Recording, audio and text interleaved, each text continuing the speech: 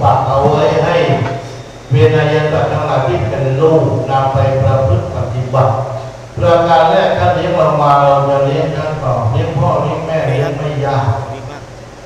แต่คนไทยเราชอบทำให้เรื่องง่ายๆให้เป็นเรื่องยากยกตัวอย่างว่าแม่ให้ฉันมีเงินก่อนนะให้ฉันรวยก่อนนะให้ฉันมีงานมีการทำก่อนนะแม่ฉันจะกลับไปเลี้ยงแกบางคนญาติโยมมีทั้งเงินมีทั้งงานมีทั้งหน้าที่มีบุญวาสนาบารมีแต่พ่อแม่ไม่ได้อยู่ที่เลี้ยงมันไม่ได้เกิด